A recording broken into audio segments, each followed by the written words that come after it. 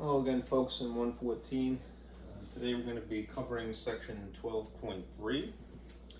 Just a quick look at the calendar here. Let's see. Okay. Today is April 12th. So as per the schedule, we'll be covering section 12.3. Very good, on time. The packet that I have for you today looks like this. There's a diagram that I made for you. I'll explain this with you.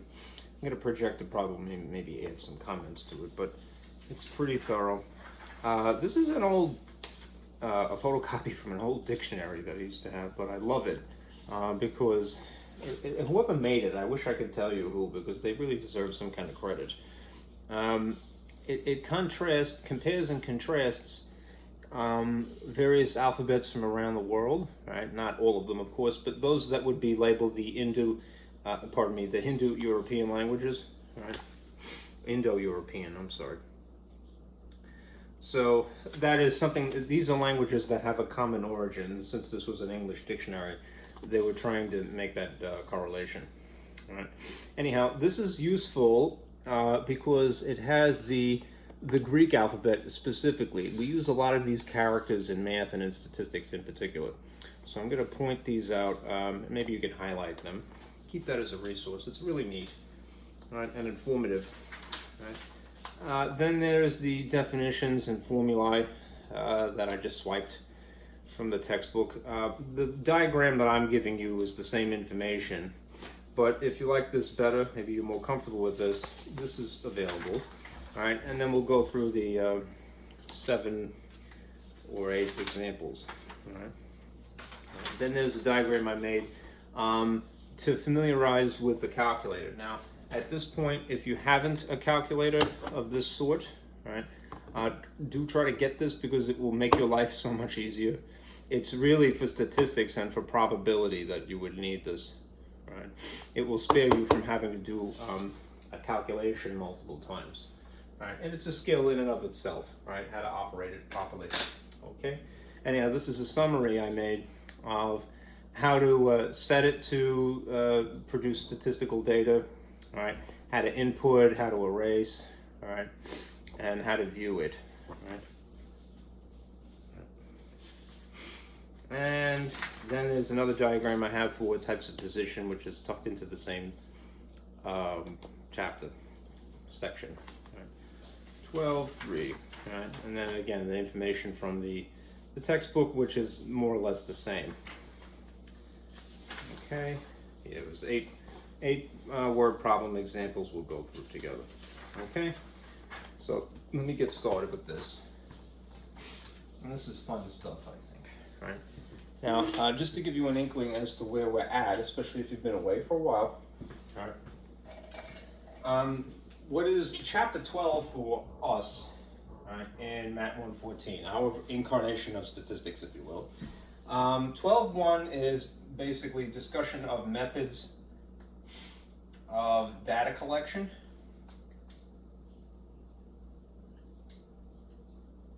Okay. 12.2 are types of graphs. Right, that is how you would display the data that is collected.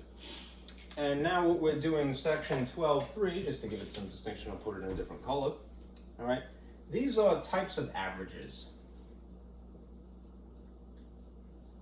If there's one thing that I think we could all appreciate about mathematics, and indeed statistics especially, is the wonderful symmetry and continuity. All right. You know, we start with, we have sort of the same sort of scaffolding, the same model, all right?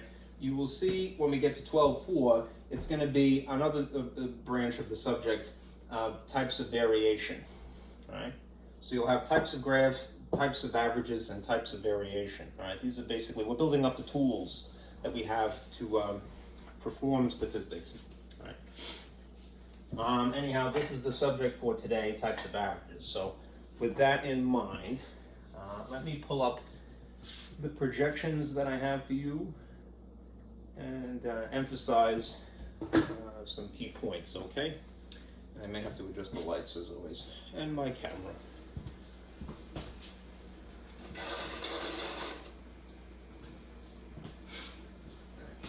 Good. Wow, it's dark in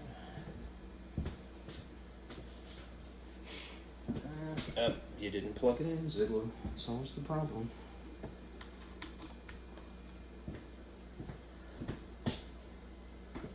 Where's this?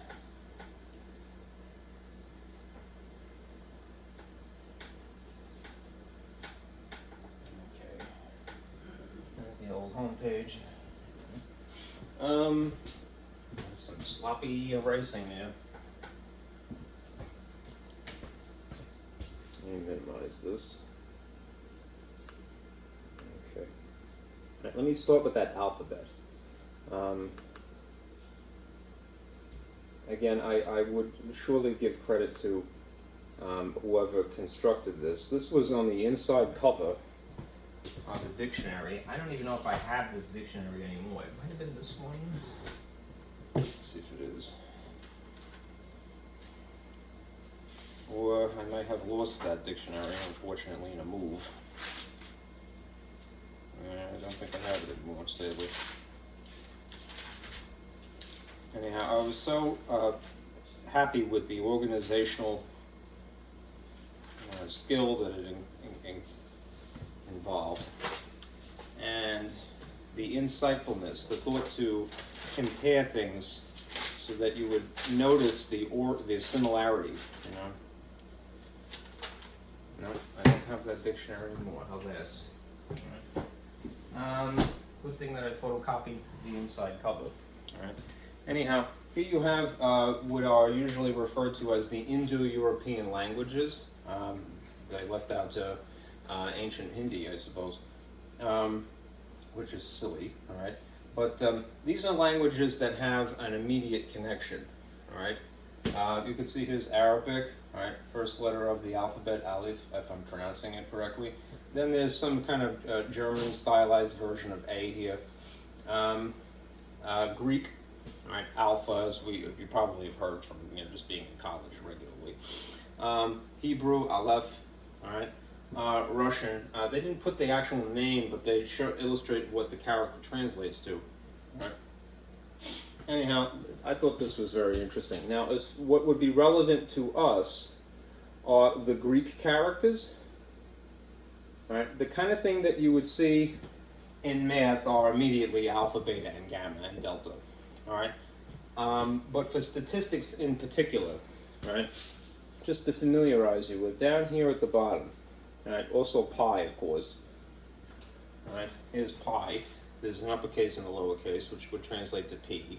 And it's not pronounced pi either, it's pronounced P, actually.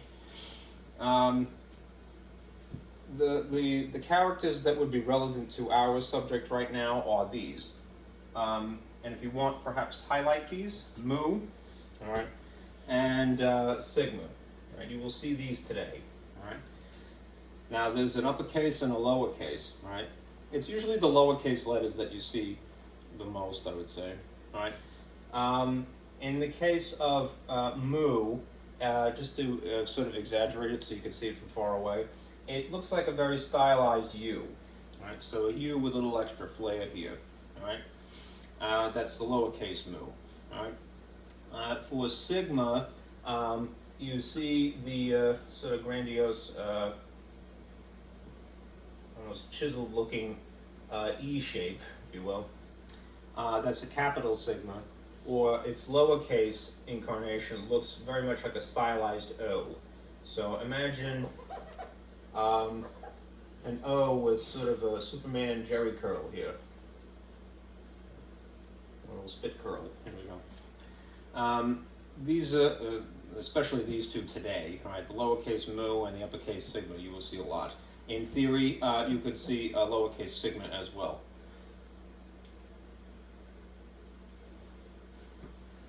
All right, so just keep those on hand. They're interesting. All right.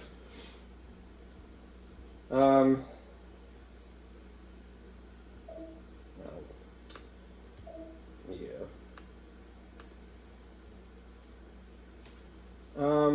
Let me show you my diagram that I made for you.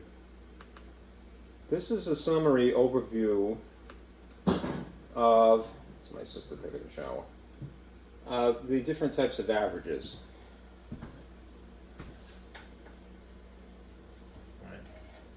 This is essentially, and you don't have to write this, but this is essentially section 12.3, according to our book.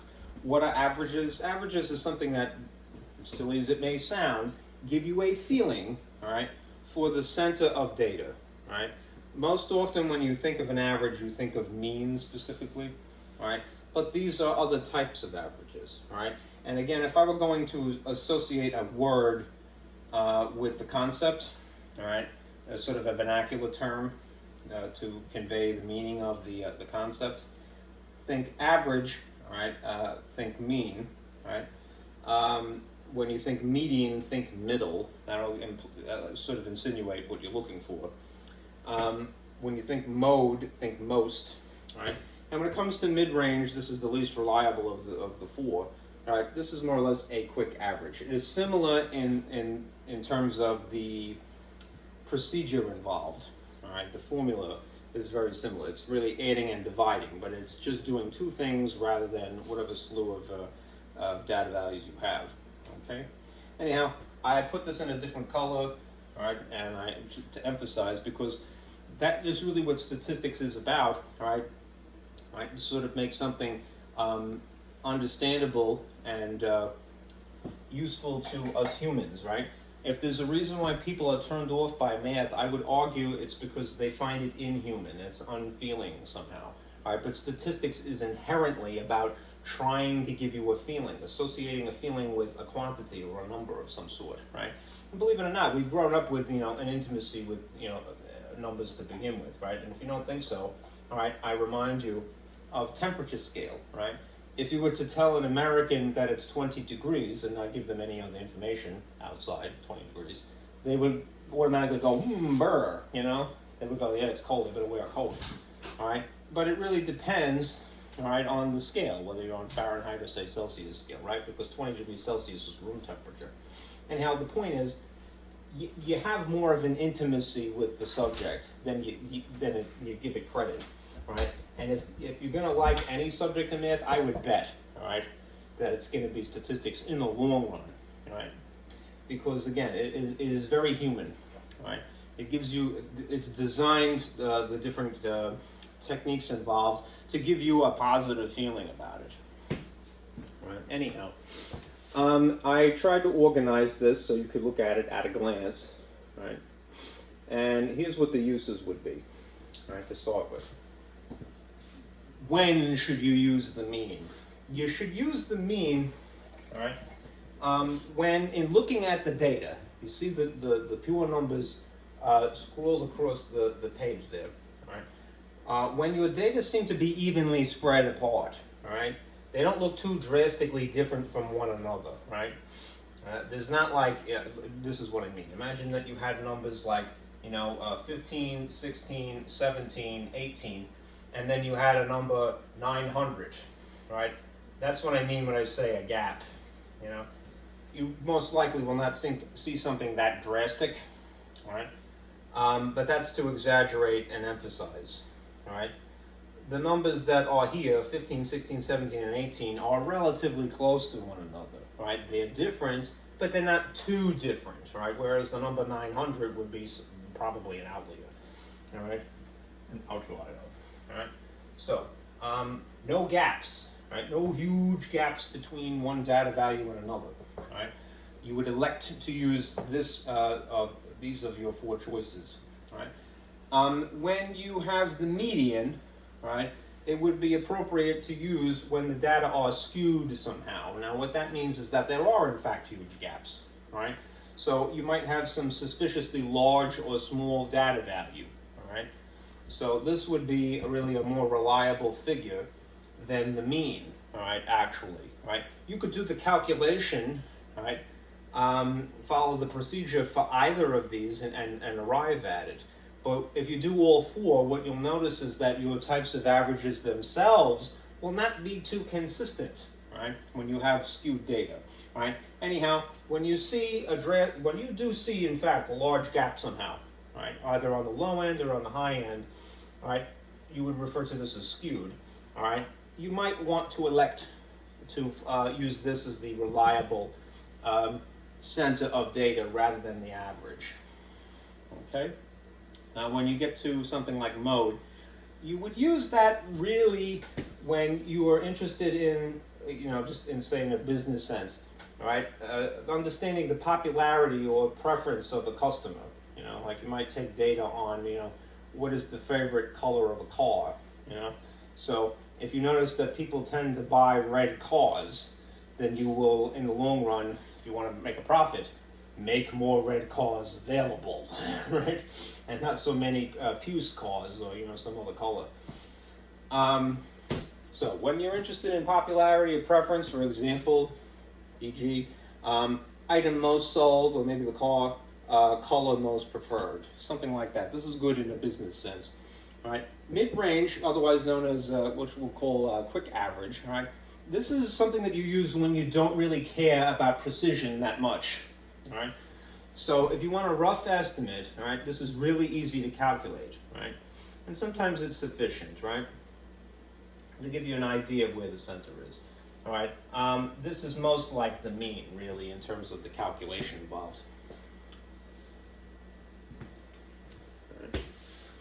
Now, as for procedures involved, when you want to calculate the mean, I would bet you probably know anyway, right?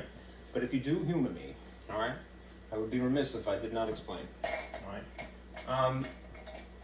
Essentially, you're going to add, and then you're going to divide. What are you going to add? You're going to add all of the data that is given to you. So if you got 5 numbers, you're going to add 5 numbers, all right? Then you will divide by essentially the cardinal number, right? The letter N is used frequently in the formulas, the formulae, to represent the number of numbers, right? The number of elements in the set, the number of data values, right? It's sometimes just easier to just simply refer to it from its set theory nomenclature, labeling cardinal number, how many things there are, okay? So if you had 5 data values, you would add them up, you get a sum, and then you would divide by 5, right? Since this is so similar to mid-range, you would simply opt for the highest data value and the lowest value. You would add those two, and then divide by 2, because there's only 2 things in that instance. Okay? Now, as for the others, median, you want, in both of these cases, you want to purposely, strategically, arrange the data in numerical order. This is known as ranking. Okay? And in the case of median, you're going to select the obvious middle, right? I should put that in quotes because, it implies some kind of sarcasm there. Because sometimes if you have a lot of data, it isn't necessarily obvious to you what the middle is, right? In fact, there's a formula to kind of help you figure that out. Right? You will, in theory, select the middle number, right? If you have an odd cardinal number, that's what I put as an abbreviation here, just to make it fit in my diagram. That is an odd number of numbers, all right? There will, in fact, be one exact middle number, and you just say that's what it is, right? That's the median, right? If, on the other hand, you have the situation, which is just as likely, right, an even cardinal number, meaning that you have an even amount of an even number of numbers, all right? What you're going to have to do is average the 2 in the middle, all right?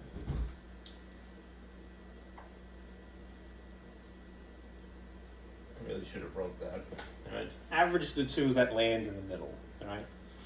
So it's more or less this process once again. It's still a median, though, all right? It is the genuine middle here. Sometimes you can kind of figure it out. Like, for instance, if you had data like 9, 10, 11, and 12, right? Here you have an even number of data values, an even cardinal number. There is no obvious middle here, right? But if you did, in fact, average these 2, which is to add them and then divide by 2, you would get 10.5 as your median value, right? You could probably reason that through if the numbers are nice, regular whole numbers to begin with, because if it is the middle, what is exactly halfway between 10 and 11? 10 and a half, right? So you would say in a decimal form 10.5, right? If on the other hand you had an odd number, right? 9, 10, 11, 12, 13 is 5, so this is an odd cardinal number, then there's exactly one figure in the middle, and it would be 11 in that case. Right? Now as for the mode, it's not to get distracted here. The mode is something, again, you should, if it's out of whack, purposely arrange it in numerical order, right? Sometimes the instruction is specifically greatest to least, but I would, just to me, default to putting things the smallest in the front and the largest at the end. All right, so from least to greatest. All right, select the most frequent. All right, and this is again something that will probably be pretty obvious to you. You'll see the same number recurring. All right, or not at all. All right, there's three possible things that would happen. Right, you either have exactly one mode, which means one number repeats most, right, in an obvious way, or you have a bimode, right, which is that you have two numbers that repeat in the same amount,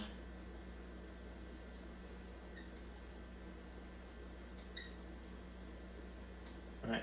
But beyond a bimode, there's no trimode, there's no quad mode, there's no quin mode or anything like that, all right? Statistically, it is insignificant. Now, in the case of having no mode, that is one of two things would be possible. Either nothing occurs more than once,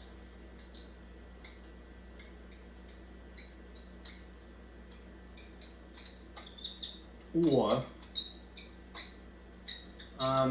there's something beyond a bimode.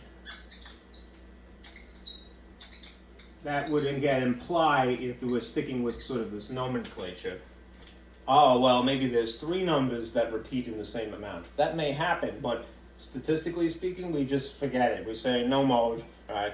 There's no clear winner, right? You can't even, there's no twins even, right? Nothing that would be a true, genuine mode, right? So at most, you can have two things that occur at the same amount, right? Right? Or nothing, right? A single mode, two modes that match, or nothing. Nothing occurs more than once, or something beyond bimode. All right, and then I sort of already touched upon this, but the mid-range, I just want to free up the gobbledygook here. The mid-range is simply adding the highest value and the lowest value, right? And then dividing by 2. Again, it's a rough estimate of what the center would be, all right? Now down here, I put the formulae, that summarize these. This is why I mentioned the Greek characters sigma and in theory mu, because they summarize, what is a formula basically? It is a summary of a procedure, right?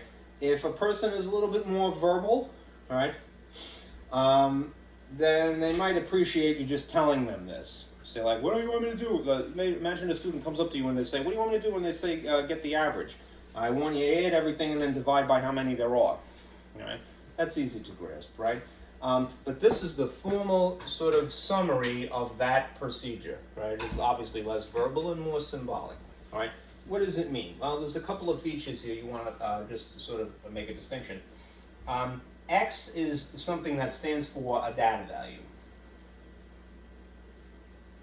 So if you see X with a little hat on it, which is known as X bar, right? That is the actual mean of all values. That's why it's sitting off by its lonesome over here, right? To summarize the concept of adding all data, the Greek letter sigma, and this is the capital sigma, is included here, right? And if you're familiar with delta, the triangle delta, as being a formula from, say, algebra when you're calculating slope, you might have some inkling as to how this works, all right? When you see the Greek letter first and then the regular letter after it, it is basically implying some operation. So if you see sigma and then an x immediately after it, it just means add the x's. Sigma as in sum, as in the letter S, all right, which just means add. So if you see sigma x, it means add the x's, all right? N, again, is the cardinal number. It's the number of numbers. So you add first, and then you divide. That's what this line is for, right? This is the cardinal number, the number of numbers. Okay? There's a lot of summary there. Formulas are cool for that reason, right? They mean so much, right? When you understand what they represent. Okay? Now, when it comes to, I'm just going to kind of scroll up and down for a moment because well, maybe I'll minimize here. You see how I've arranged this, right? This column is everything pertaining to mean, right? This column is everything pertaining to median. Now, there's a formula that is not in your book for some reason, all right? But I've noticed in doing the MyLab assignments that this comes up. As a matter of fact, there's a video that you end up having to watch to answer some of the questions. Don't be intimidated. All right. Here's a summary of what that means. All right. If you have a large amount of data,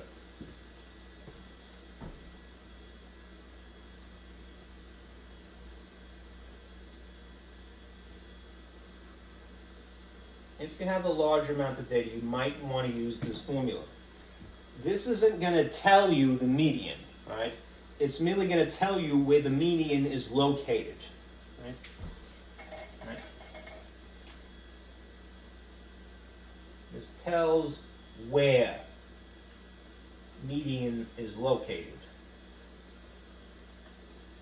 If you take the time to put your data in numerical order, this will give you the position, the rank position of the median, right? Which means where to look for it, right? It'll be, if you get a whole number as a result of performing this calculation, then it means it's that particular value, the 11th value, say. If instead you get a decimal number, I'm just going to write this here because I need the space. Whole number means that it is, you know, the sort of nth value is where the median is located.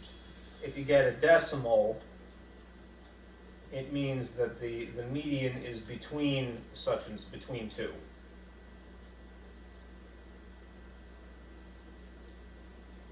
All right, so let's just say that you got the answer 10.5, right?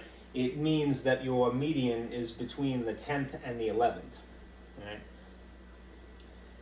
What you see down here, kind of fancy way of writing all of that,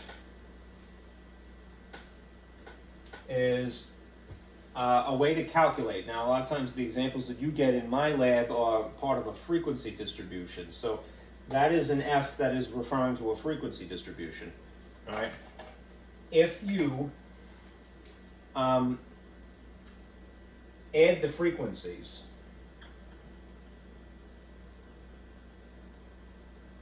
right? That is how often something occurs. I hope that's not too faint. Green, you disappoint me, as you always do.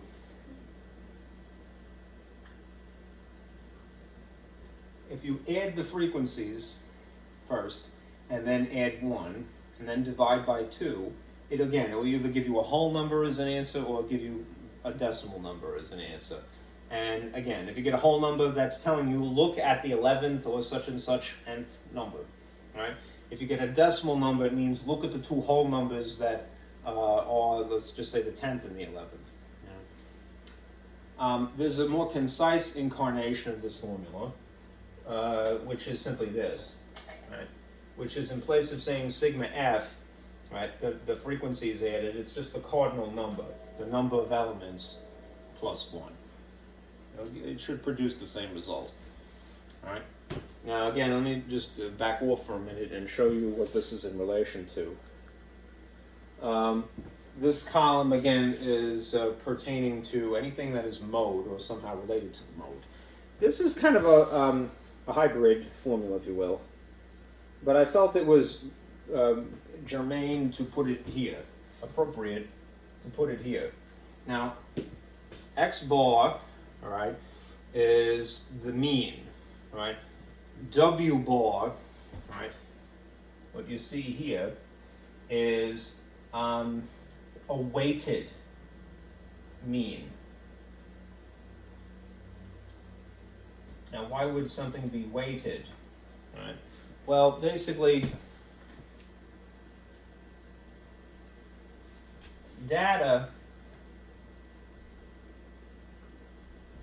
with a higher frequency exert more weight on the average. So if you have, a set of data and you keep seeing a lot of the same type of number and something that has an apparent mode, all right, that figure is going to exert the most effect, all right, exert the most weight, if you will, on the mean, on the average. These are synonymous, of course. Right? Now, how to calculate that? Notice that there's a parentheses here. Right? When you see something grouped in parentheses, it means that you must perform this operation in a peculiar way. Right? X is an individual data value. Right? F is its related frequency. So this is a data value, and this F is its frequency. And then outside of that parentheses, you see again the sigma symbol, which means what? It means add. So what this is essentially summarizing is that for every data value, and this is why it can get quite tedious, for every data value you're going to multiply by its frequency, which naturally has the effect of illustrating the bearing that it exerts. Right? Something that occurs a lot of times is going to exert more weight on the mean. And then you're going to add up all of them. So if you're going to do this by hand, especially if you have a large number of data values, it can get a little tedious. All right? But it isn't impossible. You have to take an individual data value, figure out its frequency, that's a Q, multiply them, then do the same thing to the next data value, right? And then the next data value, and then the next data value, and then add all of them, right? If you then divide by the sum of the frequencies, right, it'll give you the weighted mean. Okay?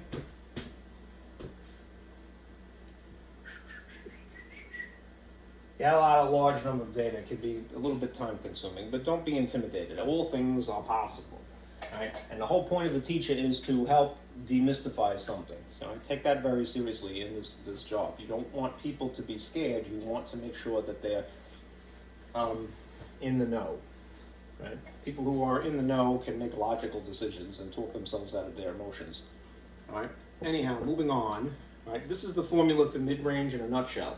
The lowest value, the highest value added together, divide by 2. Pretty straightforward, right? Okay? That is as concise a summary of the 4 types of averages as I think I could muster here. Keep this on hand, right? Especially if you find it useful. And we will utilize it as the need arises. All right.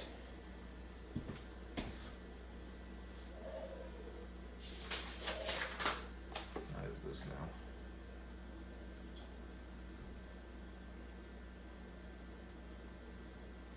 Just a heads up.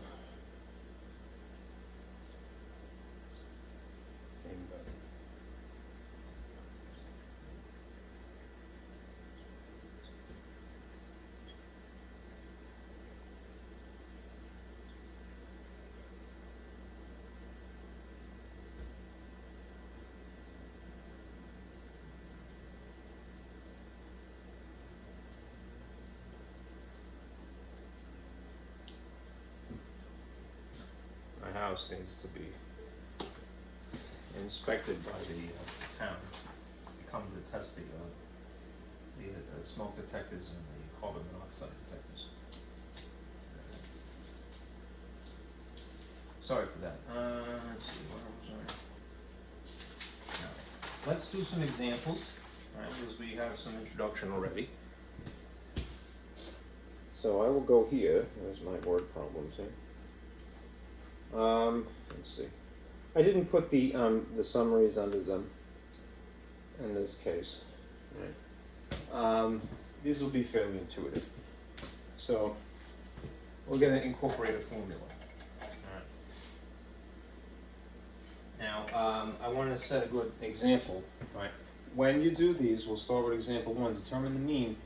Whether you're given something out of whack or not, I would get in the habit of making sure that it is put in numerical order, because often they make you recycle the same data and you're doing yourself a favor ahead of time. So if you see that this data set is 30, 21, 51, 37, and 51, it's only 5 data values. Let's put it in order from least to greatest. All right, that's a good habit.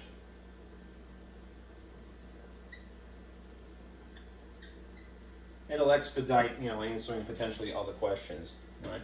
This is determine the mean age of a group of firefighters. All right. If the ages of the individuals are 30 years old, 21, 51, 37, and 51. All right. In order, that would be. I'm sorry, I'm blocking it. All right. 21. And I'll cross it out just to keep tabs here. 30, 37, 51, and 51. Okay. Now, if you're going to do this brute force, and I would do it especially brute force the first time, because it will give you a stronger connection to the material. All right. What does the mean encompass doing? It means mean. The mean means that you're going to add these, right? So if you're going to add all right, you would get 21 plus 30 plus 37 plus 51 plus 51, in which case you get what as a summary?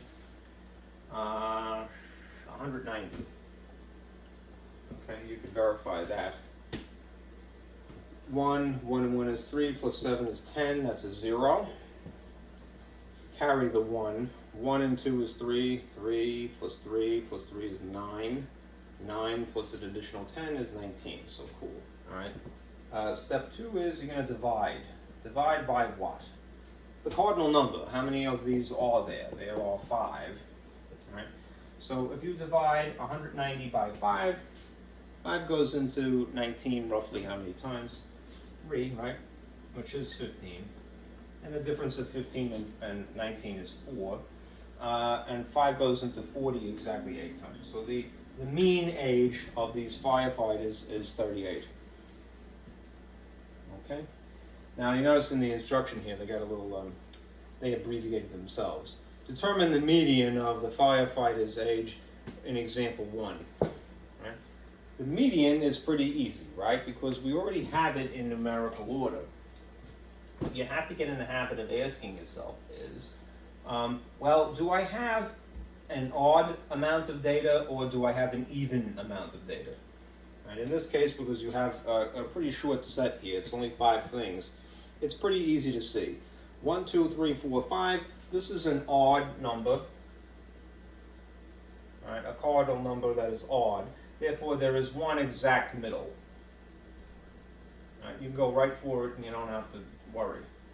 Right, so what is the median in this case? It is clearly 37. But make sure that it's in numerical order. Don't just do with willy-nilly what you see that they gave you, in which case you might think, well, it's 51 because that's the thing in the middle up here. Part of the procedure is you put things in order, and I would start with least to greatest rather than the other way around. So it is 37. Okay, moving on.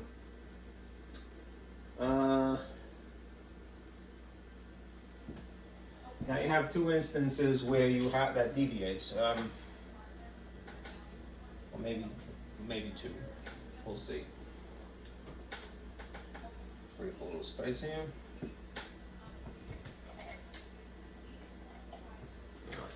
Determine the median of the following sets of data. Now, this one again is out of whack, so we would have to put it in order first.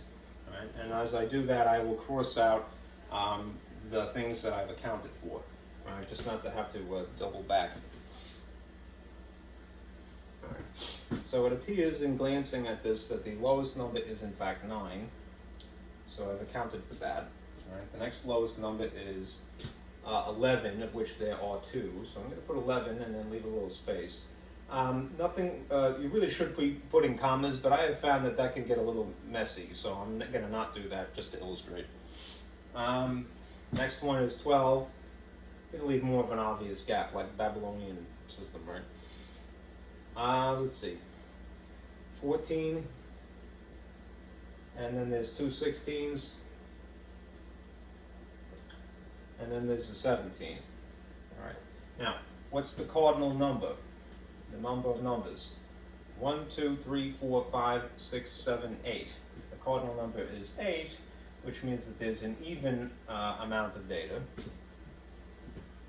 which means that there's going to be basically 2 numbers in the middle,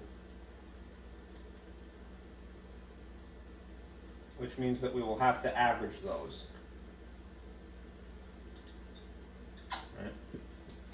All right. Let us see. 1, 2, 3, 4. 1, 2, 3, 4. It's these 2 that are in the middle. Right? You could probably figure out, without a calculation, what the actual median would be in this case. Right? What is exactly in between 12 and 14? Right? It would naturally be 13. Right? But if you didn't know that, then you could figure it out via calculation, which means if you find the average, the mean of 12 and 14, right?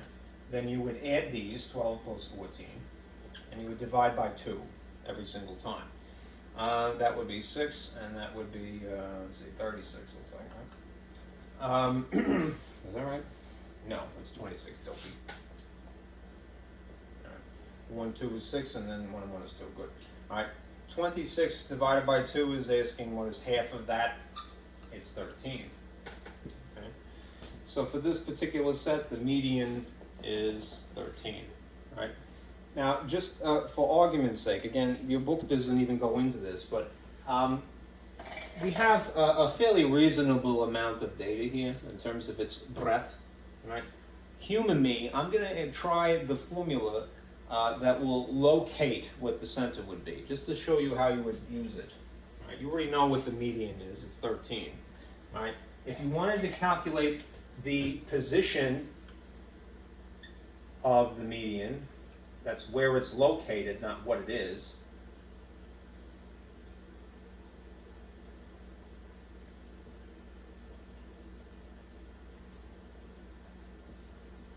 Then we would go through this process, right?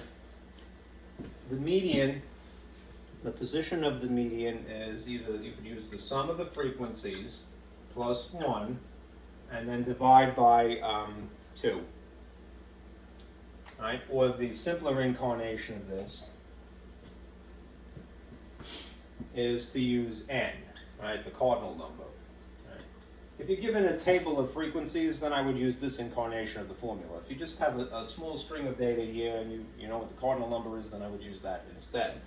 How many data values are there? All right, 1, 2, 3, 4, 5, 6, 7, 8.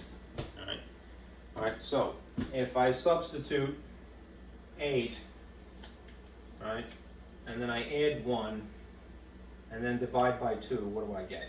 Right? 8 plus 1 is, in fact, 9, right? What is half of 9? All right, 4.5. This is a decimal as an outcome, right, rather than a whole number as an outcome, which is to be expected. Now, what does that mean, 4.5? It means, right, for lack of a better phrase, means that the median is between the 4th and the 5th element, right, or number. So what does that mean? The 4th number is 1, 2, 3, 4. And the 5th number is 1, 2, 3, 4, 5. So just as before, which we did a little bit more intuitively, right? the median would have to be in between these. Right? And again, you could infer, you know, what it would, pardon me, you could figure out intuitively what this would be. What's exactly between 12 and 14, the actual median, not where it's located. All right, it would be 13. That's the value, all right? And this is where it's located. All right, it's between the 4th and the 5th. Why do I say between 4th and 5th? Because it's 4.5. It's a little bit beyond 4, right? But not quite 5. So that's 4th, 5th, in between these. Okay, that's kind of cool, right? If you had a much longer string of data, that would be so much appreciated, right? And you may see that in your MyLab or something. So just beware, right? The book doesn't even broach the subject of that. I'm not sure why.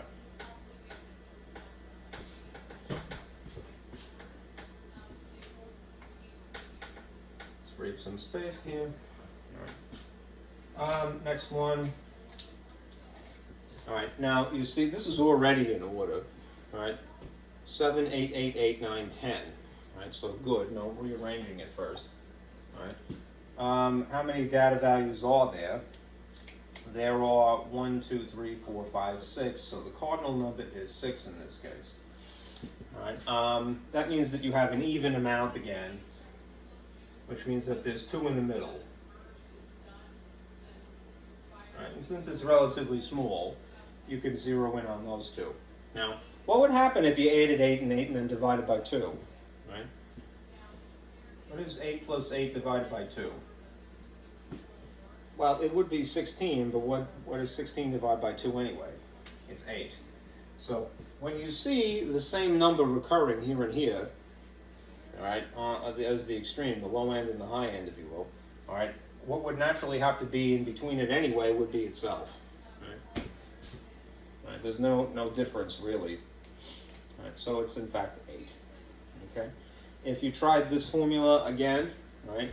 And rather than using the sum of frequencies, you used just the cardinal number, which is fine, all right, then you would put a 6 here, right? All right, and 6 plus 1 would be 7, and then half of 7 is 3.5, right? Which means between the 3rd and the 4th, all right? 1, 2, 3, that's the 3rd. And that would be 1, 2, 3, 4, that's the 4th. So it would have to be exactly in between them, right? But the number itself is 8. Okay? Okay. Moving up.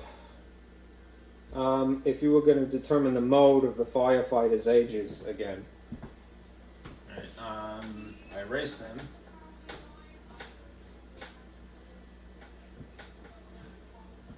Here's the firefighters' ages in order. What do you say? It was 21, rather. 21, 30, 37, and 2 51s. This is a pretty obvious example. Remember, if mode is most occurring, occurring is 2 R's. Okay. Then what is the clear, winner here? Right. The mode would have to be the number that shows up in the extreme here. So the mode is 51.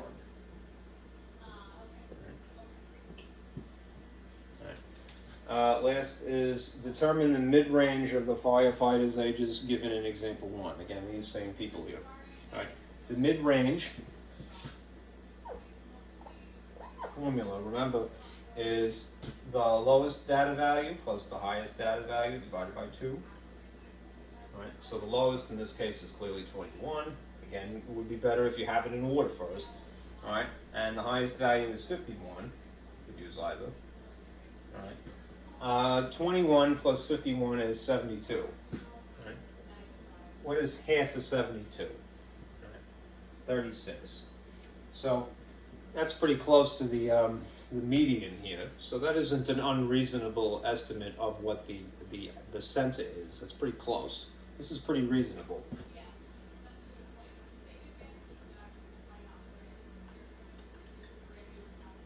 Not bad. Okay. Now this example, that is example 6 here. All right. This is a good segue into how to use your calculator. Right. Which again, I would never tell a person as a teacher, no, you should only do it this way, or you should only do it that way. That's silly. All right. More skills is the objective, right? You want to cultivate as many skills by the time you pass away, into the great beyond, as possible, all right? And then impart them to a younger generation too, all right? Now, let's read this. The salaries of 8 selected social workers, rounded to the nearest $10,000, right, are 40, 25, 28, 35, 42, 60, 60, and 73. And just realize that they're using the 2 digits up in the front because they've basically expressed it as so many thousands of dollars, right? So this is really 40,000, 25,000, and so forth. Believe it or not, when you're doing your calculation, because of the proportion of all of these being in the same proportion, right, you really don't need to worry about those extra zeros. You can get away with a lot. Right? Let me pull up something to show you. All right. I'm going to write the formula right here just as a reference. Right? Add all, right, divide by the number, right, which is the same thing as saying the sum, this is x bar, of all x's divided by n. That's the fancier way of writing it. Right? You could put, would be, again, a good person would... A good person, all right, would put these in numerical order. So I will do that first. Right? You don't really have to do that to calculate a mean per se, but it is still a good habit because look what's going to be asked of you after the fact anyhow. For this set of data, determine the mean, then the median, then the mode, and then the mid-range, it's only natural, and then list the measures of central tendency. This is the alternative name for averages. Measures of central tendency is the fancy way of saying averages. All right, from lowest to highest. That is the calculations that you do, not the figures that you see. All right, so I'm going to put them in order first. 25, and then the next lowest is, looks like it's 28,000. And then the next one is 35. And then 40.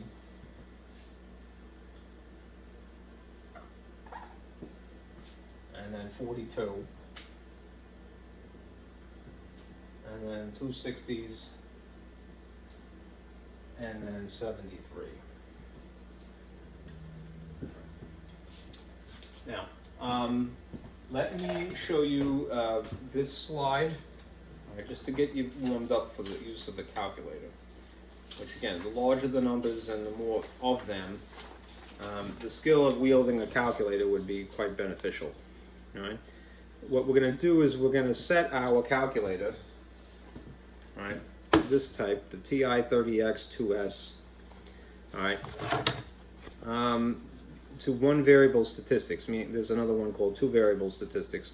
All right, but we're going to use 1 variable statistics. How do you do that? You hit second and then the data button and then equals, right? Because it's the first option in the list. All right.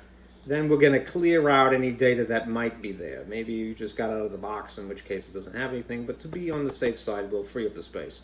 So to erase whatever is in the memory, hit second data that engages statistics. And then scroll over to where it says clear data and then hit enter. All right.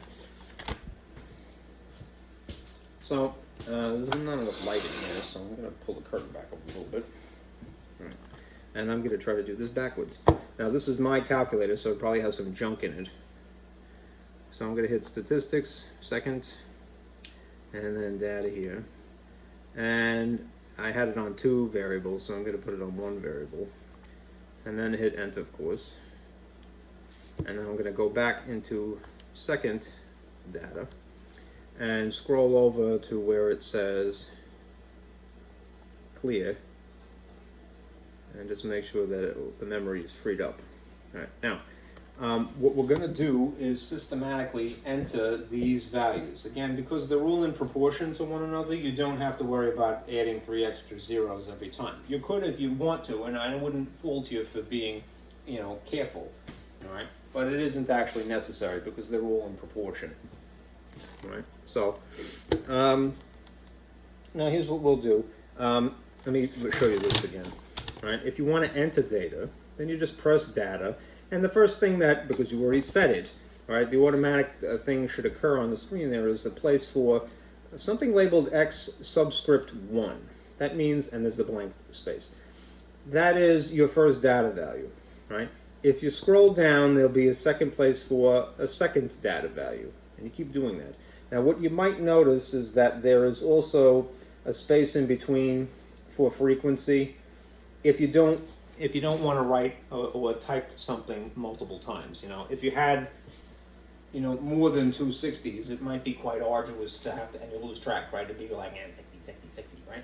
So rather than do that, you could tell it, well, there's 5 60s, and then spare yourself the trouble, right? That is, if you see an F, that is all that is alluding to, right? It isn't too bad in this case. All right, so let's do that now. We're going to enter these values that you see here. Right, 25, I swear that's 25, 28, 35, 40, 42, 60, 60, and 70. So to do this rather slowly, and hopefully without too much of a glare, all right, I'm going to hit data, and there you have it. There's the blank for the first data value. I was a good guy, and I put them in order.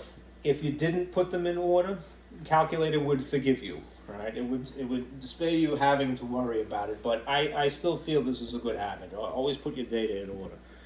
All right, so 25, right, and then you could hit enter, or I believe you'll have to scroll down though. Right, it'll just show you this. Right, so we'll hit this frequency. There's only one of them. Right, skip over that and then do the next one, 28. And then that's there, so you don't have to hit enter, just hit scroll down. Frequency is 1, and then 35, and then 40, and then what is it, 42, and 60, and here, I'll be a good sport here, and I'll show you how to do that. 60, and then the frequency, I'm just going to change it to 2. You don't have to do that, but it's fine. All right. And then next one is, you could skip over X7 because you already put 2. And then, wait a minute, I'm sorry. Go back. The calculator didn't adjust it yet. Just humor me and put 73. In what would be the 8th place. It will fix that for you. All right. Now, if you use the frequency feature here, that is, you put a 2 to account for there being 2 60s, right? The list here will be a little screwed up when it's listed here, but when it does the calculation, it'll figure out that, okay, there's 2 of them. So you don't have to actually worry, all right? I just want to show you the, sort of worst case scenario so you won't be intimidated. All right. Now, all of the data are in the calculator. So if you scroll up, you will see everything that you typed. All right. Here's 60. There's 2 of them. All right. Here's the next piece of data, which it still hasn't adjusted to 8 yet, but don't worry. All right. All right. 42, 40, 35, 28, 25. Good. All right. All right. Now, next thing. If you wanted to do some basic calculations for you, you hit statistics variables, stat var rather, right? And what you'll see on the screen as headings are n for the cardinal number, the number of data values, x bar, which is the mean specifically, and then you see sx, and then lowercase sigma x, all right? This first one, all right, and then also these two, the sum of x's if you wanted it or needed it for another purpose, or the sum of the x's squared. This is for a more advanced purpose, all right? The one that is relevant to us is this one, right? SX, right? In statistics, all right, you are aware there are samples, and then there's population. All right. Anyhow, in our calculator, the way that they're referring to samples of data, they use a capital S. Right. When they're talking about population, they're using a lowercase sigma. Right. Come on, wake up.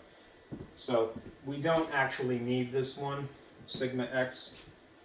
All right. We're going to be looking here basically. All right. Eventually, we don't really need that right now. All right. What we want is x bar. All right. In theory, if this is why mu was important. Mu is referring to a population, just like sigma is referring to a population. We want, not today, but we're going to be looking at, this is standard deviation of x. All right, that's like, I think that's section, it's 12.4, all right. When we get to section 12.4, this will be relevant. All right, for right now, this is where we are, 12.3, we just want x bar. All right, who is hailing me? Probably my landlord. Okay, good. Yep. Okay. The fire inspector is not coming tomorrow. All right. So cool. All right. Anyhow, if we now want to get to this point, we're just going to, we've entered the data. We set it to one variable statistics. We cleared it out if it was needed. We entered the data values, and now we're going to get it to do the calculation. All right. You might, because I'm taking a long time to explain this, which is not persuasive. All right. Go, well, you could have handled all this by now. You just shut up and move on. And I don't blame you really, but again, if you had a lot of data, right, you would want to know how to do this. So now we're going to hit stat log, which is here. Sorry if this is too much of a glare. All right. And now you see, it tells us some information that we already know anyway. What is the cardinal number of numbers? All right, 8, right? 1, 2, 3, 4, 5, 6, 7, 8. We put 2 in place of frequency, and it accounted for that, so cool. If you scroll over to the next thing, it tells you this is the average here, all right? 45.375. Now, you might get a little worried and go, that's a decimal number, all right? But what I remember what I said before, we didn't put the zeros in because we really didn't need to. This is 25,000, this is 28,000, 35,000, 40,000, and so forth. You know, if it turned out to be just so many 10,000, you wouldn't see point anything after it. But since it's giving you x bar is equal to 45.375, just realize what would happen. To make it proportionate to the actual situation, this is 45.375 or 45 and 375 thousandths, all right? So if you multiply by 1,000 to get it back to what it really represents, what's the effect on the decimal point? 1, 2, 3 spaces it would scoot over, which means that this x bar is really representative of a salary of $45,375. Okay? So, again, you could do this by hand, but start to practice with the calculator, because when you're doing your MyLabs, it will definitely be your friend, all right? But when we get into 2 variable statistics, you know, something, or even just looking for standard deviation, which is what this is, you would want the calculator to do this because it will spare you a lot of handwritten work. Okay, so this is the answer to A, correcting for that decimal point, right? Because we didn't put in the zeros. Right, so the mean is $45,375. Right. Now the median, right? The calculator, this particular calculator, doesn't tell you the median. If you had a Gucci $100, TI-83 or better, it would actually, but you don't need that. So, humor me. I'll free up some space here. Let's answer these subsequent questions. All right. This is the answer to A. I'll put it here.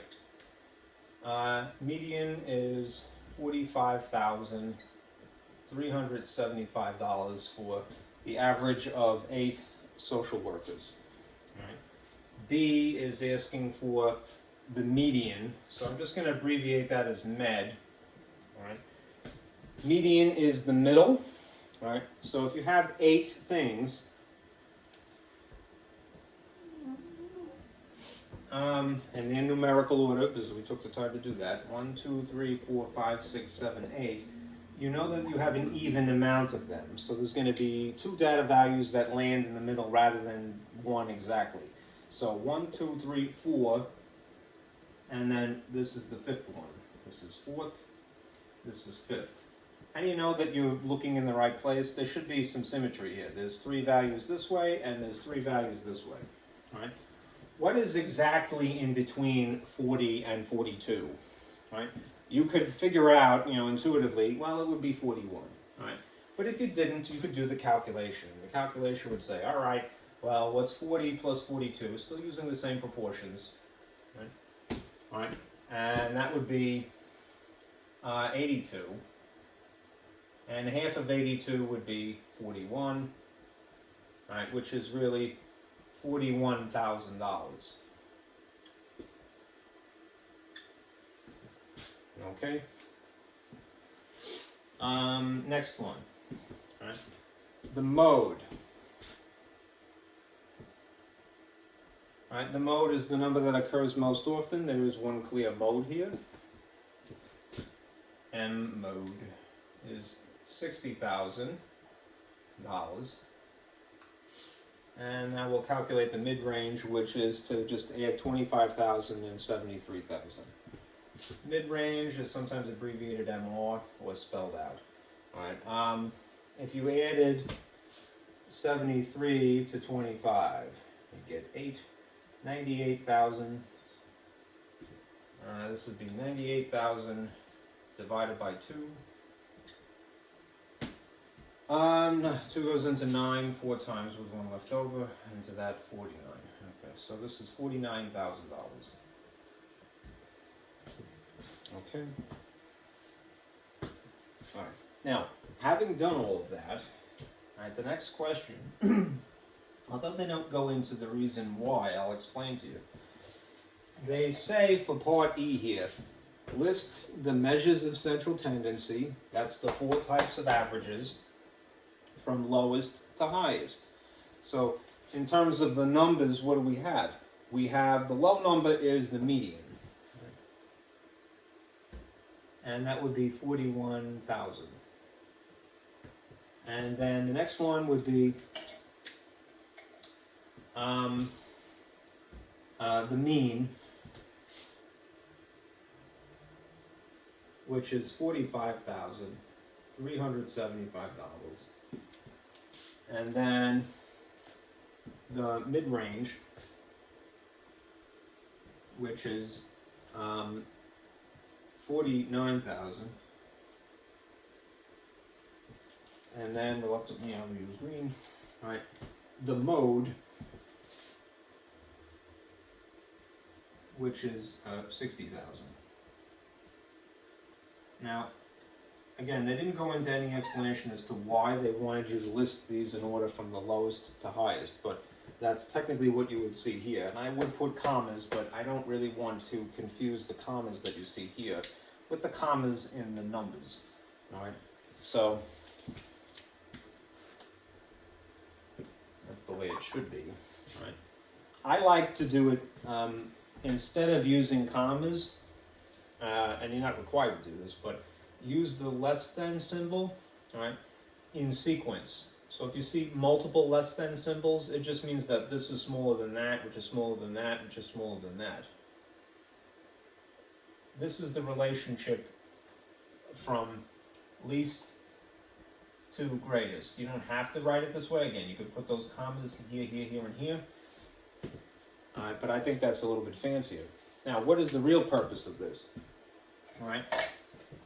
By writing them out adjacent to one another, you could, sort of shift your eyes about and go, which of these is kind of on the outs here, which is probably not reliable because it's so different from the others.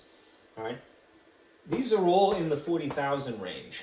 All right. This is the low end, and this is indeed the high end. All right. But the mode is $60,000. $60,000. It's a whole 20, almost greater than the lowest one that is possible. All right. So, without getting into the conversation of outliers, which is a formula, all right, to calculate officially what an outlier is, that is basically questionable, unreliable, bad data. All right. You could reason to yourself that this one is, although this is the correct sequence to answer the question, lowest to highest, this is probably the dud, not reliable. Not reliable as a measure of central tendency. Remember that measure of central tendency is a fancy way of saying type of average. Something that gives you a feel for what the center ought to be. Now, what you do have is a comparison of three things left over. And of those choices, which one is the middle of the middles, if you will? Which is middle of the middle? Middle of middles, when you have three left over. If you've ruled one out. The mean. Which is why I would, if I had to choose one, all right, out of these choices, I would say that's probably the best choice, right? Because it is indeed the middle of the middles, right? The middles of the center, if you will. The middle option out of these three that are really left over after going, that's too drastic, It's too dissimilar to the others. Okay?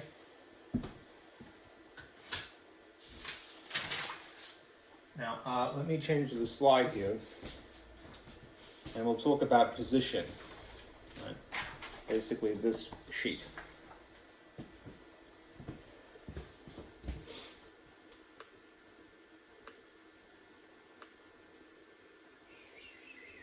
Types of position. Probably going to give you a little bit of an over-explanation here, more information than you need, but this is the essential right at the top here. I'll move this curtain back.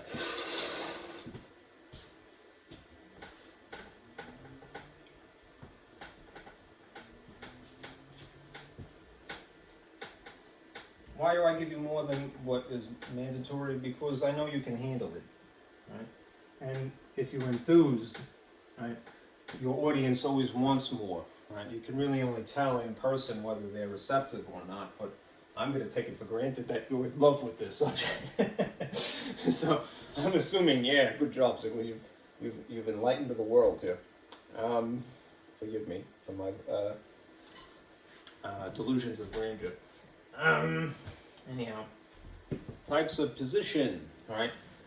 If types of averages, i.e. measures of central tendency, give you a feel for what the middle or the center of the data is, then types of position are basically giving you a feeling of where the value is inside of the whole, right? This is a little bit more specific, though. It describes where a value is in the whole, right?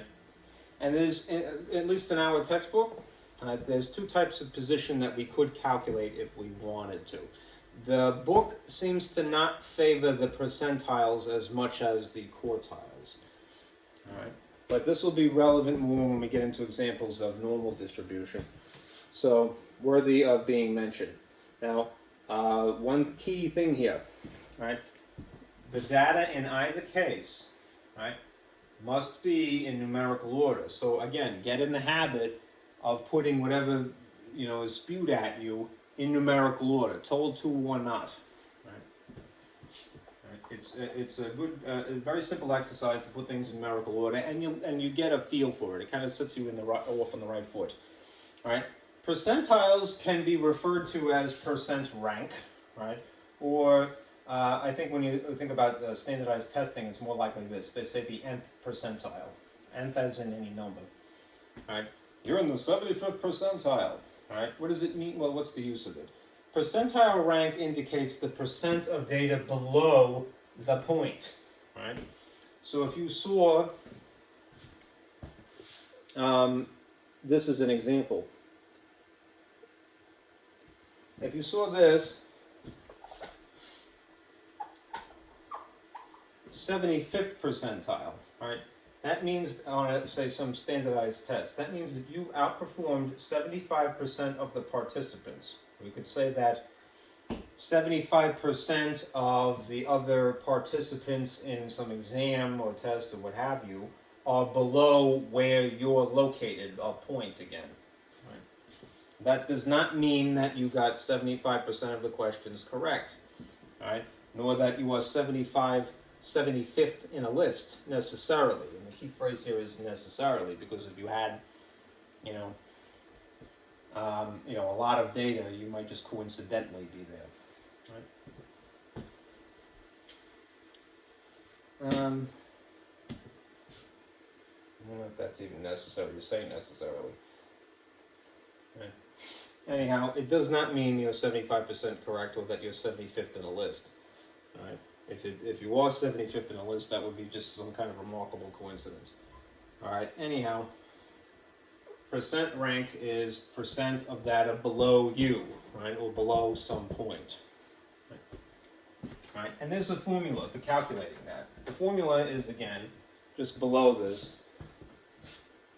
All right.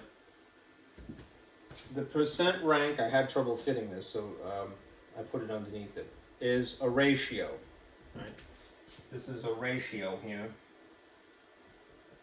of two things.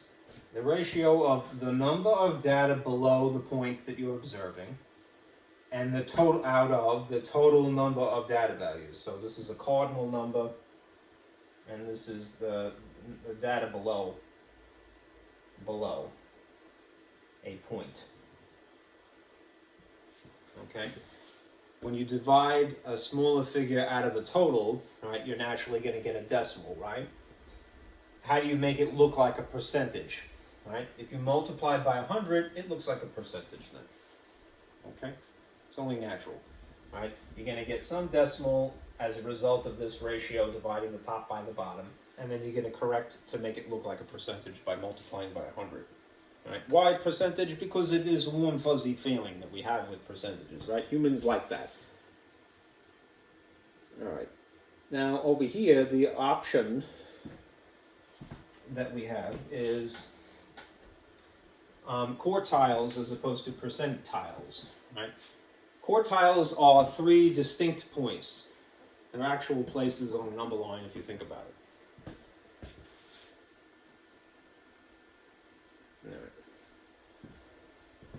Alright, there are 3 points with the job of dividing the data into quarters, right?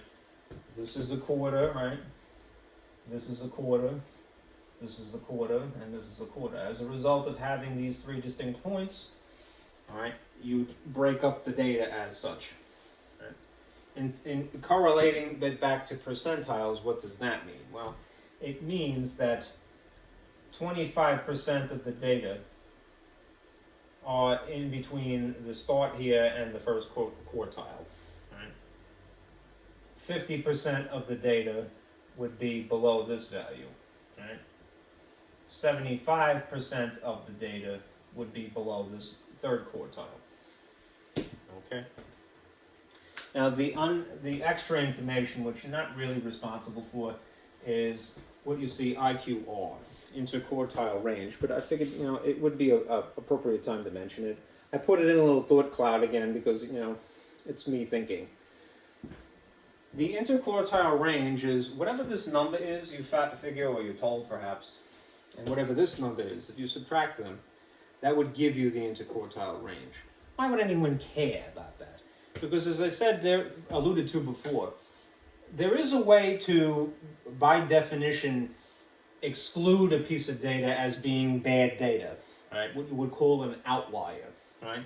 The interquartile range is a figure, a number that you would arrive at by a subtraction, that when incorporated as part of a formula, it's at the bottom of the page actually, right, would certify, yeah, that's a dud, right? That piece of data, for whatever reason, like 60,000 or something well beyond it, right, is probably not good data. It exists as part of the collection, but it's probably not reliable, and we wouldn't use it, we would call it an outlier, right?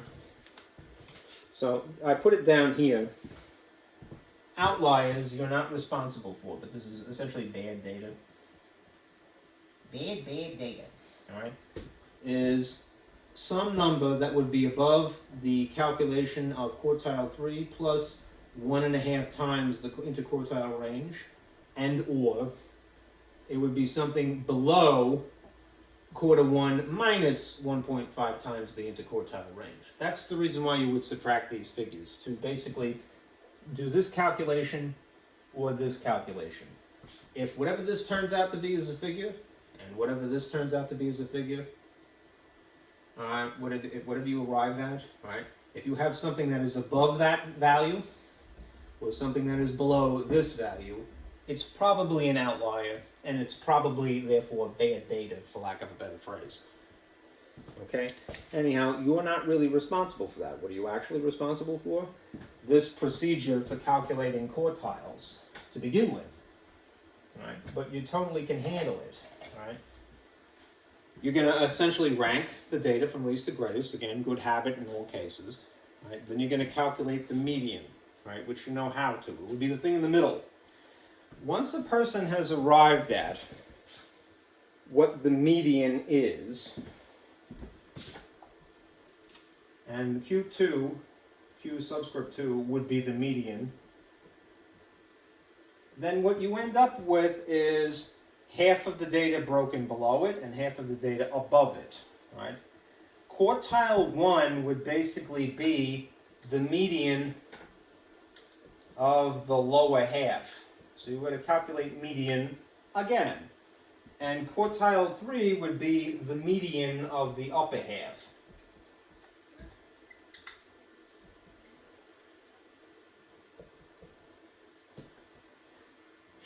Okay, so not too complicated. All right. Let's do some examples to kind of get your feet wet. Oh, incidentally, another thing, whatever reason, the book didn't think it was relevant. All right. You might have heard, if you've ever seen statistics, perhaps in high school, something called a box and whisker plot.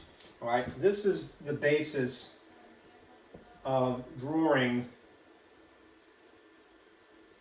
a box and whisker diagram plot. All right. There's usually a box like this that encapsulates the quartiles, and there's another line usually that indicates where the median actually is. Right? This is the true median of the entire data set. All right?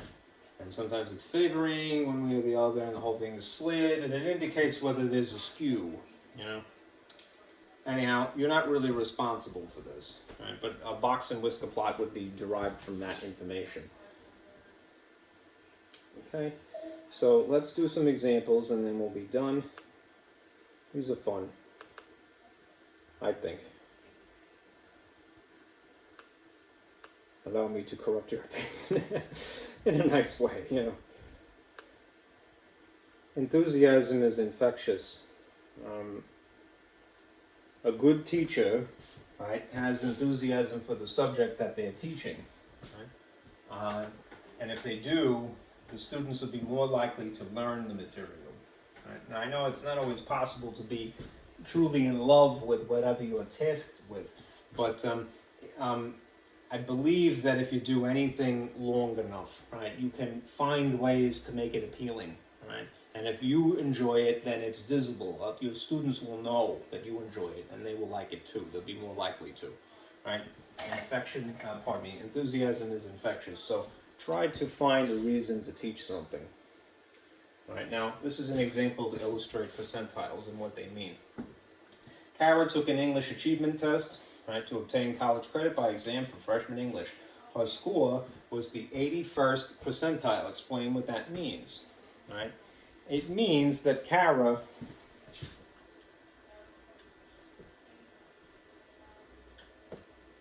scored, what we might say outperformed is the word that gets thrown around a lot.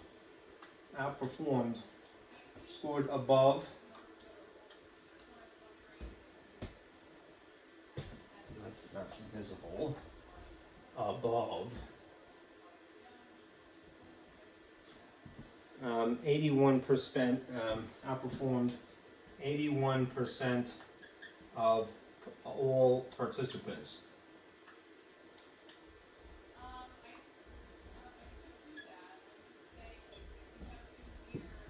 She outperformed 81% of all participants of the exam, right? Or she scored above 81% of them, right?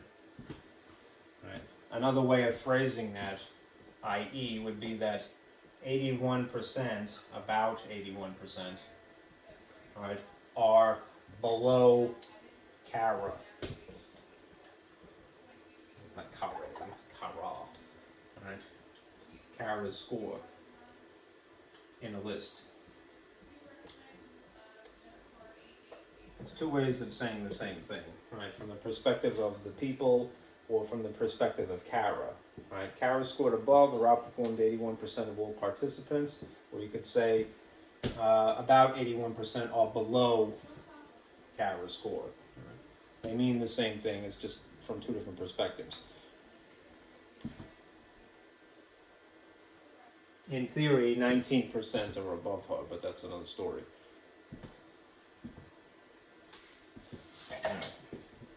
Let's see.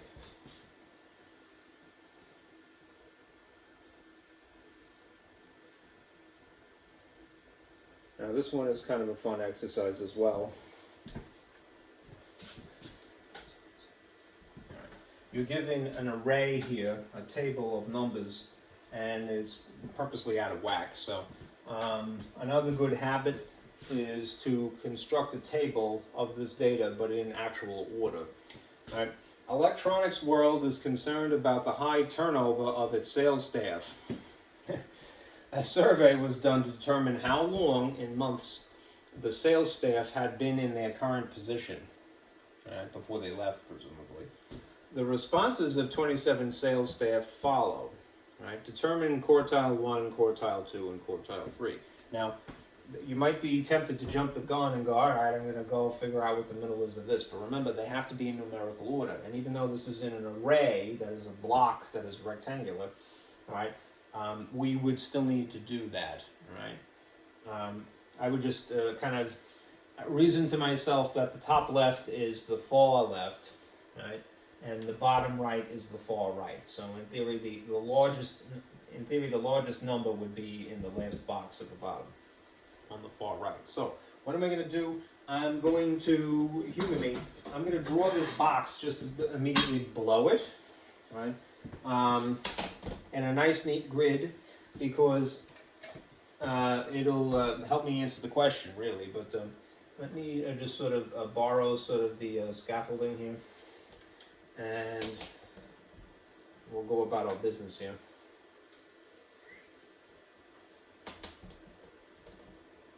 This is overkill, but I find that the exercise of drawing, especially in math, is kind of puts you in that Zen mind state that you need to be in sometimes.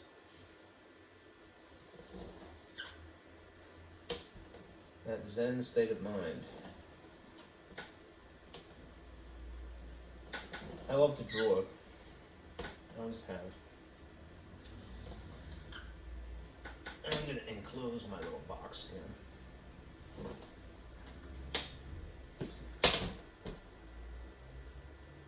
Okay. Now, how wide is their box to begin with, their array? It's 3 wide, so I need to make 3 wide this way. Let me do this.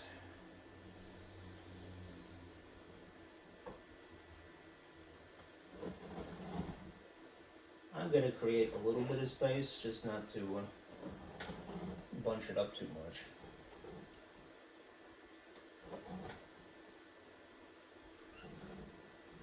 And then I'm going to erase a little bit.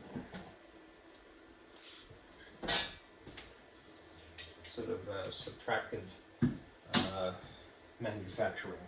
Okay, so what's going away? These bottom of the curtain here, and the middles to separate my array from the original array. Okay. Now the objective for us is to take this data and put them in these boxes in the correct least to greatest order. All right, and I'll use red and sort of cancel out as I go along here. All right. If you stare at this, what appears to be the lowest value? Right? It looks like it's 3. So I'm going to cross out 3, and it'll become easier as we move along here, and write 3 first. Right? And the next number after that, is there a 4? No, but there is a 5. No, I already made a mistake. It's 2. 2. 2, 3, sorry. Pencil. This is why they tell you to use pencil. 2, 3, and then it looks like 4, 4, 5. And then 6. And let's see, 7. And then 8. And then 9. And then 10. You should be careful that there isn't anything repeated. I've done this now twice, so I already am suspicious of when I get to a certain number, but that's it. But while you're doing it, to set a better example, look to see if there's a second 10. There doesn't seem to be. All right. Then there's an 11. Check to see that there isn't another 11. There isn't. And moving on. 12. Any other 12s? Nope, just 21s. There is no 13, right? But there is a 14.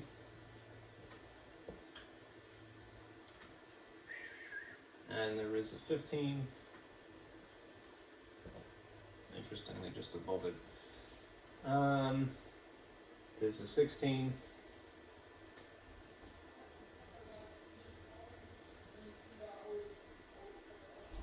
17. Let's see. 18. Just a coincidence. Right? 19. Let's see. 20.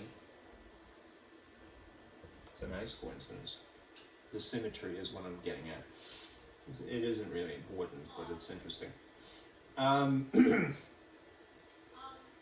21. There are 2 21s. So I have to put them here and here.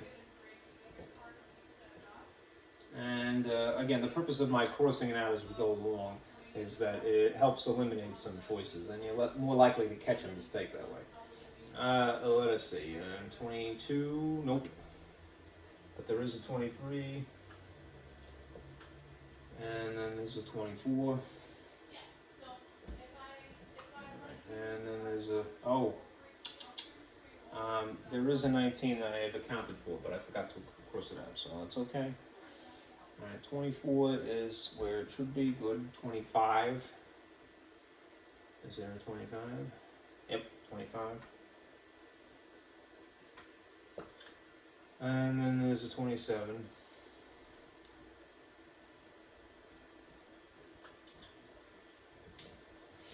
And then 31 is another one. 31.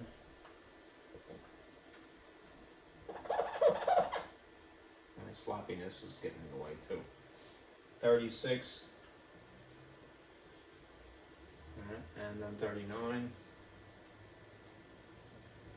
and then finally 42. All right. Now, if this original array was 3 by 1, 2, 3, 4, 5, 6, 7, 8, 9, then there's 27 boxes total. All right, 1, 2, this is 3 by 9 as well. I just made columns to help me. That's also 27 items. So if it becomes relevant, there's 27 data values. Okay, the cardinal number. Now, to figure out quartile 1, 2, and 3, the procedure would be the procedure would be figure out quartile 2 first. All right, because that's the genuine median. All right, that will cut the data in half, and you can do it brute force. All right, now that you've taken the time to put things in numerical order, and you would read from left to right, right, that being the highest and that being the lowest, you could reason through what the middle would be. But as an option, you might take advantage of the formula from earlier. So humor me for a moment. And just refer back to that page, right? In which case we will use the rank position of the median. All right, you could either use the sum of the frequencies, right, or just n, all right, plus 1 divided by 2, right? If the position of the median, in this case would be quartile 2, right, is equal to the sum of the frequencies plus 1 over 2, well, that will help us zero in on where the median actually is. And if you have a large data array, that might be to our benefit. Yes, you could do it brute force, and there's no sin in doing that. But humor me just to illustrate how this works. All right, I'm going to use the cardinal number in place of the number of frequencies because they're the same thing anyway. All right, so what is 27 plus 1? That's 28. All right. What is 28 divided by 2? A whole number 14. All right, which means that is not the value of the median. That is the position. That's where the median is. That means that it is 14th in this list. All right, so you would count. All right. 1, 2, 3, 4, 5, 6, 7, 8, 9, 10, 11, 12, 13, 14. That's the median. So the genuine median is 17. Okay. Now, you could do quartile 3 or quartile 1, but I would go back and do quartile 1 now. And then do quartile 3. Pardon me. There's an afterthought, right? The number of data are now limited to everything behind 17. It's unfortunate that it's not stretched out linearly, but the larger the amount of data, the more cumbersome that would be anyhow, right? It might not even fit on the page. So that's why we have an array. It's easy to fit, all right? So 1, 2, 3, 4, 5, 6, 7, 8, 9, 10, 11, 12, 13 pieces of data are below the median, all right? And they should be, because of symmetry, 13 above. 1, 2, 3, 4, 5, 6, 7, 8, 9, 10, 11, 12, 13 above. So everything is fair and square. Now again, if you wanted to use the formula or some derivative, right, to figure out where the next median would be, that is Q1, all right? Q1 would be using, instead of frequencies, we can go with the cardinal number of the lower half, all right? That would be 13 plus 1. And then 13 plus 1 would be 14, actually. And 14 divided by 2 would be the 7th. So the 7th in the list. All right. Which would be 1, 2, 3, 4, 5, 6, 7. All right.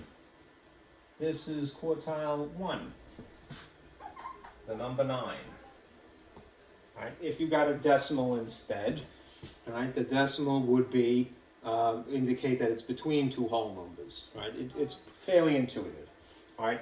Again, you could count, because of symmetry, another 7 above this way, right?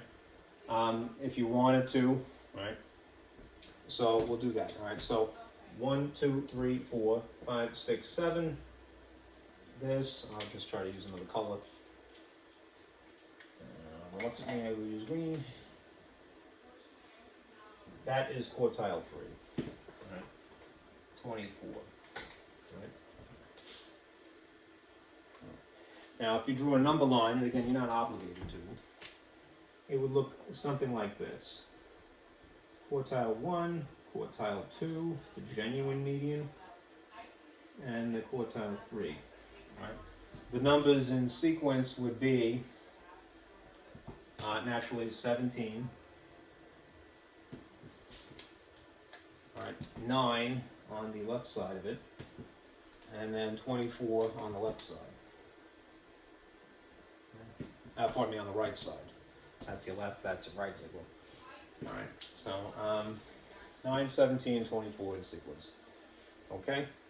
You get quite a few problems like this in my lab, and I know it will be tedious to have to draw a diagram every time, but just realize that that will make your life a lot easier as long as everything is in order. If you don't want to put it in an array, you could stretch it out as long as you can make it fit. All right, and yes, you could count it, but it would be just as time consuming. All right. All right, I think that's it. All right, good. All right, let me leave it at that then. Turn off my projector here. Spare the bulb. All right, for homework, naturally, if you're following along. All right, for homework, do my lab, section 12.3. Right? Types of averages, all right, and you'll be right on target, right on schedule. Okay, all right. Thank you guys for listening. I will see you again on Wednesday. All right, be careful out there.